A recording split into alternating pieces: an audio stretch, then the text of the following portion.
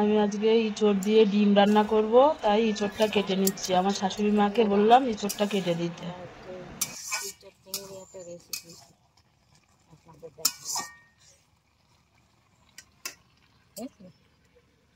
বন্ধ কর। চিংড়ি রেসিপি হলো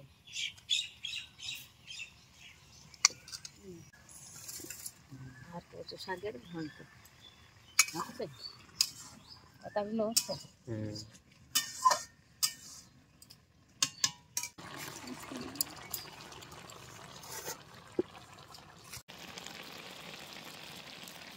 কচু শাকটা সিদ্ধ করে আমি নামিয়ে নিলাম, আর ওইদিকে আমার শাশুড়ি মা ইঁচড়টা কাটছে। আমি ভালো করে কড়াইটা ধুয়ে নেব, তারপরে আপনাদের কচু শাকের রেসিপিটা দেখাবো।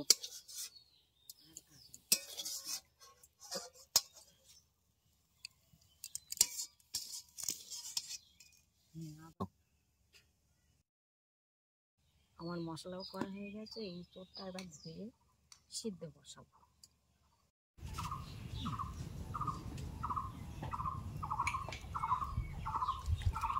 আমি ইঁচড়গুলো প্রথমে সিদ্ধ করে নিলাম। আমি আজকে ইঁচড় দিয়ে ডিম দিয়ে একটু আলাদা রকম করে রান্না করে দেখাবো আপনাদের। ইঁচড়টা প্রথমে সিদ্ধ করে নিচ্ছি। ইঁচড়গুলো একটু মোটা মোটা করেই কেটেছি।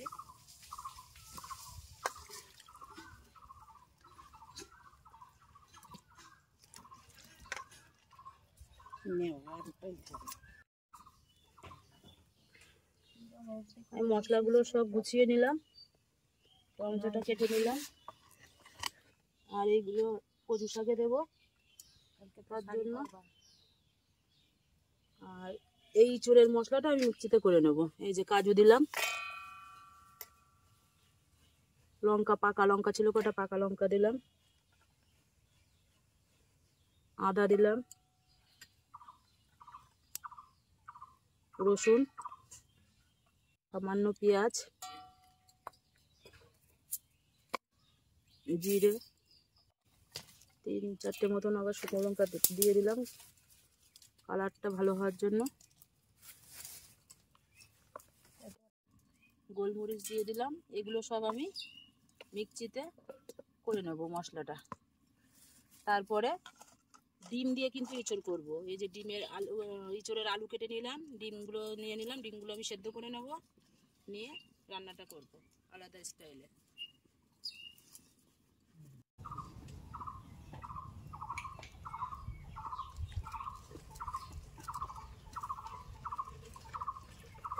আমি ইঁচড়গুলো প্রথমে সিদ্ধ করে নিলাম। আমি আজকে ইঁচড় দিয়ে ডিম দিয়ে একটু আলাদা রকম করে রান্না করে দেখাবো আপনাদের। ইঁচড়টা প্রথমে সিদ্ধ করে নিচ্ছি। ইঁচড়গুলো একটু মোটা মোটা করেই কেটেছি।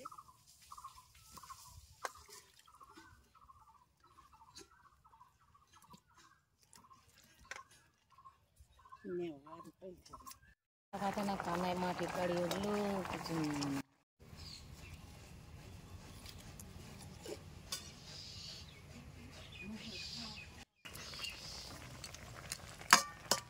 আমার ইঁচড়টা সিদ্ধ হয়ে গেছে, আমি এবার নামিয়ে নেব। ইঁচড় সেদ্ধ করে তুলে নিয়ে তারপরে ওই জলটার মধ্যে আমি ডিম আর আলুটা সিদ্ধ করে নিলাম, নিয়ে ঢেকে দিলাম।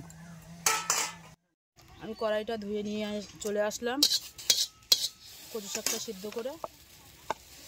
এবার আমি তেল দেব।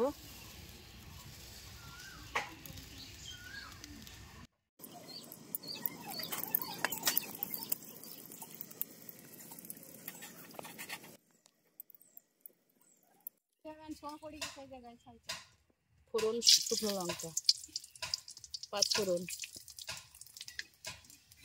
কুচি করে কাটা পেঁয়াজ,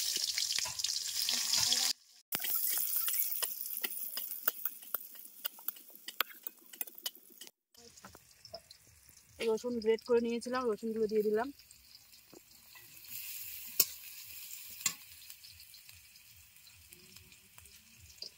চিড়ে রাখা কাঁচা লঙ্কা,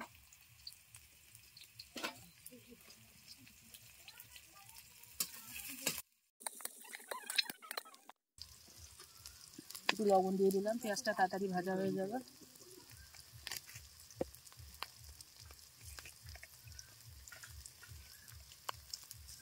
হলুদ দিয়ে দিলাম।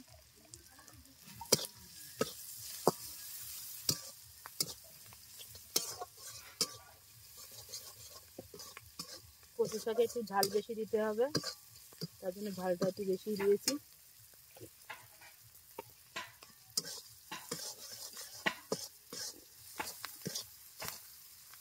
লাল লাল করে পেঁয়াজ রসুনটা ভাজা করে নেব।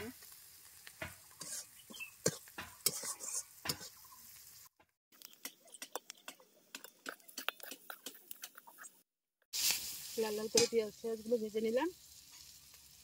এবার কচু শাকগুলো দিয়ে দিলাম, সিদ্ধ করা কচু শাকটা দিয়ে দিলাম।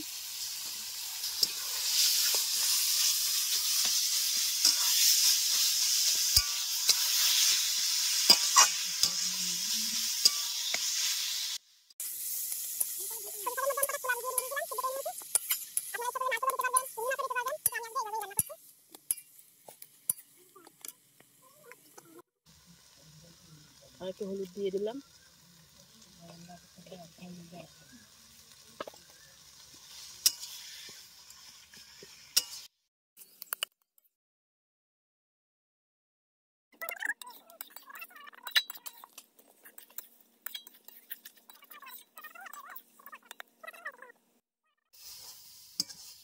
এবার শাকটা হয়ে গেছে, নামিয়ে নেব। কচু শাকে সবসময় অনেক হালকা আছে, অনেক সময় ধরে করবেন না, রস থাকলে গাল ধরার ভয় থাকে। এইভাবে সবসময় অনেকক্ষণ ধরে টাইম করে করবেন, দেখবেন কচু শাকটা ভালো হবে।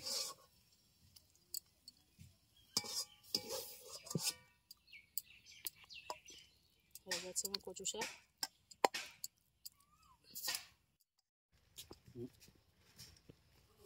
তেল দিয়ে দিলাম, বেশি করে দিলাম, সব সবজিগুলো ভেজে নেবো তো, বেশি করে তেল দিয়ে দিলাম। ডিমগুলো ভেজে নিলাম।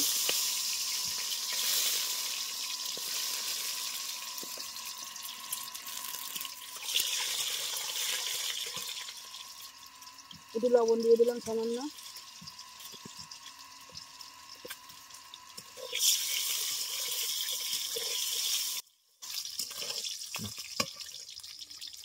আমরা গ্রামে থাকি তো, চিংড়ি মাছের জন্য সকাল থেকে বসেছিলাম, চিংড়ি মাছ খাইনি, তাই আমি আজকে ভাবলাম আলাদা রকম করে ডিম দিয়ে আমি এঁচোড় রান্না করে দেখাবো আপনাদের। ডিমগুলো ভাজা হয়ে গেছে, নামিয়ে নিলাম।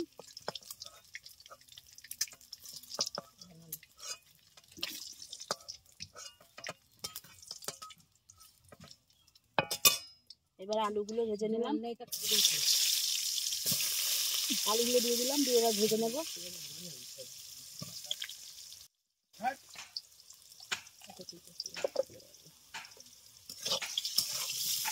আলুগুলো লাল লাল করে ভেজে নেব।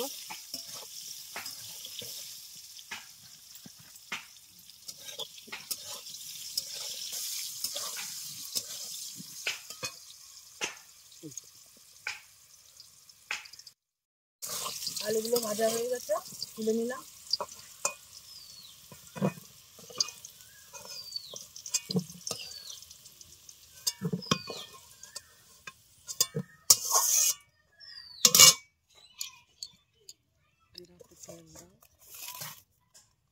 এবার আমি ইঁচড়গুলো ভেজে নেব। প্রথমেই বলে দিচ্ছি একটু আলাদা রকম করে রান্না করবো, ওই জন্য আমি ইঁচড়গুলো ভেজে নেব প্রথমে।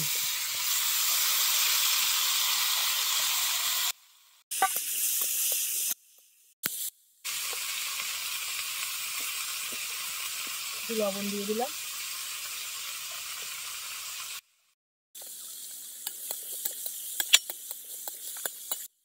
দিয়ে দিলাম। ওই মশলাটা ভালো হয় না, বুঝলেন, ওই জন্য আলাদা ভেজে নিলাম। দেখিস নি ওইটা ইঁচড়টা? ইঁচড় ভাজা হয়ে গেছে, তুলে নিলাম।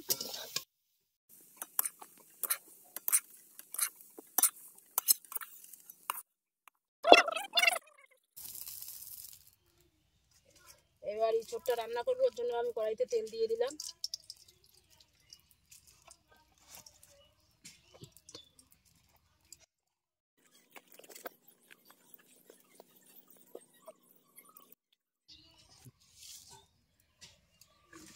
শুকনো লঙ্কা, গরম মশলা, জিরে ফোড়ন দিলাম। এবার পেঁয়াজ দিয়ে দিলাম।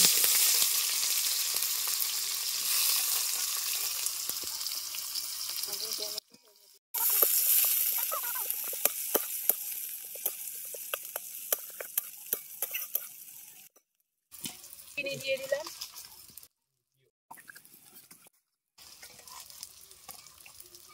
একটু লবণ দিলাম। পেঁয়াজটা লাল লাল করে নেবো, নিয়ে তারপরে টমেটোটা দিয়ে দেবো। সামান্য লাল লাল করে নিই।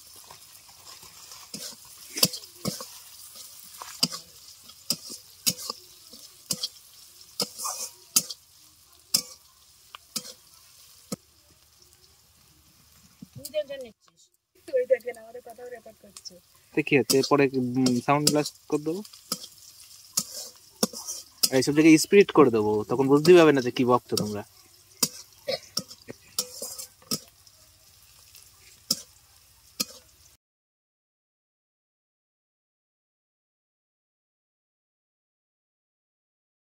লাল লাল করে ভেজে নিয়ে এবার টমেটো দিয়ে দিলাম।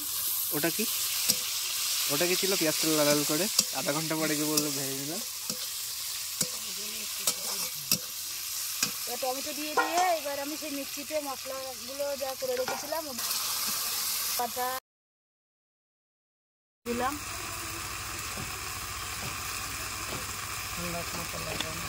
তারপরে ওই মিক্সিতে জল দিয়ে রেখেছিলাম, সেই মশলাটা গুলিয়ে সেই জলটা দিয়ে দিলাম। মশলা কষানোর সময় সবসময় একটু জল দিয়ে কষাবেন, দেখবেন মশলা কষানো ভালো হবে।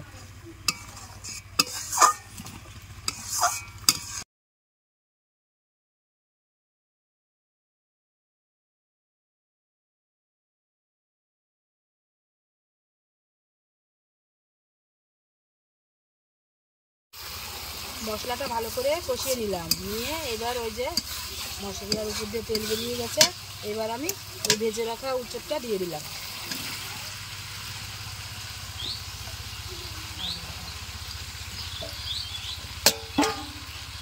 ভেজে রাখা আলুগুলো দিয়ে দিলাম।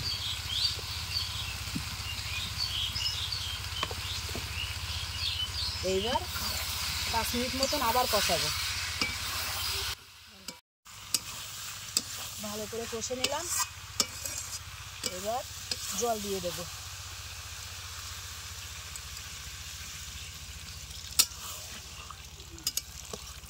খুব বেশি জল দেবো না, বেশি হালকাও করব না, বেশি ঘনও করব না।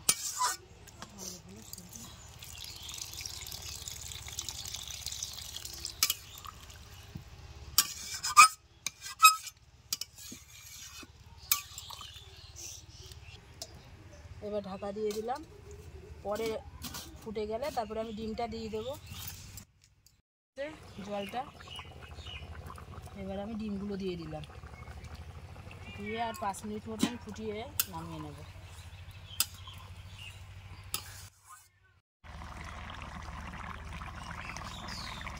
আমার ইঁচড় দিয়ে ডিম রান্নাটা হয়ে গেছে। এবার আমি একটুখানি গরম মশলা আমি বাড়িতেই করেছিলাম, সেই গরম মশলাটা আমি একটু দিয়ে দিলাম। সামান্যই দিলাম, গরমে বেশি গরম মশলা খাওয়া যাবে না, সামান্যই দিলাম। দিয়ে এবার আমি নামিয়ে নেব। গরমে রান্না করাও প্রচণ্ড কষ্ট হয়ে যাচ্ছে।